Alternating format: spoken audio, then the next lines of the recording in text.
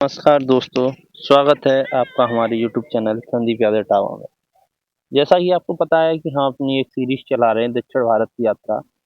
तो उसमें ये हमारी सेकंड वीडियो है जिसमें हम झांसी से चेन्नई पहुंच चुके हैं। अब आपको चेन्नई के बारे में बताते हैं कि चेन्नई में हम लोग कहाँ गए, कहाँ कहाँ घूमे और चेन्नई में क्या हुआ। तो ये कुछ रास्ते के व्यू हैं जो हम लोग जब चेन्नई जा रहे थे, तब रास्ते में आंध्र प्रदेश में हमें मिल रहे थे देखने को जंगल। तो ये कुछ ज़्यादा अच्छी मुझे वीडियो लगी, इसलिए मैंने आप लोगों के साथ शेयर की है। हालांकि रास्ता टोटली ऐसा ही है, आपको ज़्यादातर पहाड़ जो हैं केवल आंध्र प्रदेश में देखने को मिलेंगे, नहीं तो नॉर्मली ऐसे ही आपको जंगल देखने को मिलता है। चलिए यही अपन ने नज़ारे लेते हुए हम लोग पहुँचे हैं चेन्नई सेंट्रल। चेन्नई सेंट्रल पर पहुँचने के बाद हम लोग जब बाहर निकले तो बाहर का नज़ारा कुछ इस प्रकार है। आप अगर कभी चेन्नई जाएंगे या गए होंगे तो आपको पता होगा कि चेन्नई में आसपास में ही करीबन 2 से 3 स्टेशन हैं। हम लोग चेन्नई निकले बाहर स्टेशन से सबवे से होते हुए, जहां अपने तंबरम के लिए हमने जब ट्रेन पकड़ी है, ये तब का वीडियो है। तंबरम के लिए ट्रेन पकड़ने के बाद हम लोग तंबरम आ गए हैं। तंबरम आने के बाद हम लोगों को अब जाना था सी बीच पे। तो हम लोगों ने गूगल किया, क्योंकि हमारा होटल भी गोल्डन बीच के पास था, तो उसी रोड पे हम लोग निकल गए। सबसे पहले अगर बात करें यहाँ के माहौल की, तो समुद्र के किनारे आते ही सबसे ज़्यादा ध्यान खींचती हैं ये लहरें और ये हरी घास। एक के बाद एक आती हुई लहरें और फिर वापस समुद्र में चली जाती हैं। इन लहरों को देखना अपने आप में एक अलग ही अनुभव है। अगर आप शहर की भीड़-भाड़ और रोज़मर्रा की ज़िंदगी से थोड़ा ब्रेक लेना चाहते हैं, तो समुद्र के किनारे कुछ समय बिताना काफ़ी सुकून देता है।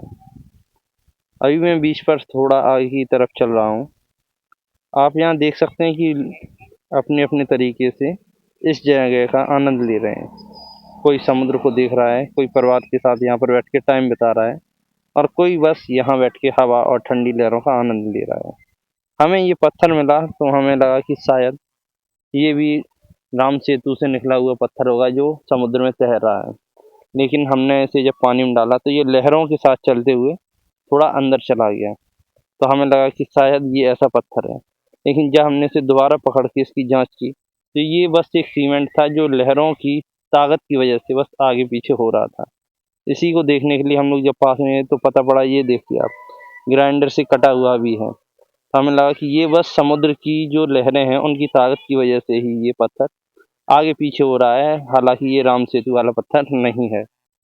इसी के साथ हमने इस पत्थर को यहीं छोड़ा और हम आगे चल दिए। यहाँ की रेत पर चलते हुए भी एक अलग तरह का एहसास होता है। पैरों के नीचे नरम रेत और सामने लगातार आती हुई समुद्र की लहरें। यह छोटी-छोटी चीज़ें किसी जगह को यादगार बना देती हैं और इसी यादगार पल को जीने के लिए हम लोग वहीं बीच पर घूम रहे थे। तो ये है वहाँ का गोल्डन बीच। अगर आप चेन्नई में रहते होंगे तंबरम में, तो आपको पता होगा कि ये गोल्डन बीच है। तो इसी रेत पर हम लोगों ने अपना करीबन 3 से 4 घंटे टाइम स्पेंड किया। उसके बाद हम लोग अपने पहुँच गए होटल में, क्योंकि होटल सामने ही था हमारा। होटल से आने के बाद हम लोग फिर से यहाँ दूसरे दिन मस्ती करने लगे समुद्र के बीच पे, और फिर हमने कुछ अपने शॉट्स लिए जो रील के लिए ज़रूरी थे। जितनी बार देखो हर बार कुछ नया महसूस होता है। ना कोई जल्दी, ना कोई शोर, बस समुद्र की लहरों की आवाज़ और हवा के साथ बहती हुई एक शांति। देखिए इन लहरों को, एक लहर आती है, धीरे-धीरे किनारे की तरफ बढ़ती है, रेत को अपने साथ भिगोती है और फिर वापस समुद्र की। जब समुद्र की लहरें रेत को छूती हैं तो कुछ पल के लिए पूरी रेत पानी में चमकने लगती है।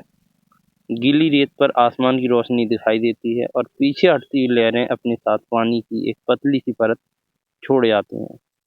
फिर कुछ सेकंड बाद ही पानी भी धीरे-धीरे रेत में समा जाता है और रेत फिर से वैसी ही दिखाई देने लगती है। अगर आप ध्यान से देखें तो समुद्र किनारे की रेत भी अपने आप में एक अलग दुनिया है। सूखी रेत का रंग अलग दिखाई देता है और जब लहरें इसे भिगो देती तो इसका रंग अलग दिखाई देता है। और यही सब नज़ारे लेते हुए हम लोग यहाँ घूम रहे थे। घूमते-घूमते हमें यहाँ शाम हो गई। शाम होने के बाद तो हम लोगों ने कहा कि चलो, हमारी ट्रेन भी थी यहाँ से तंबरम से, तो हम लोग यहाँ अपना आखिरी शॉट लेते हैं दोनों लोग, और इसके बाद हम लोग चल देते अपने स्टेशन की तरफ। और ये हम लोग आ गए हैं अपने तंबरम स्टेशन पे। तंबरम स्टेशन पे पहुँचने के बाद हम लोग अपनी ट्रेन का वेट कर रहे थे। वेट करते हुए हमारी तरह और भी वहाँ यात्री थे, वो सब आपस में अपनी-अपनी भाषा में बात कर रहे थे। अगर आप साउथ इंडिया गए होंगे तो आपको पता होगा वहाँ भाषा का क्या महत्व है। उसके बाद हमने कुछ अपनी जो फ़ोटोज़ ली थी वो आपके साथ शेयर कर रहा हूँ। आप बताएं आपको इसमें से कौन सी फ़ोटो अच्छी लगी और कौन सी नहीं, कमेंट करके ज़रूर बताएं।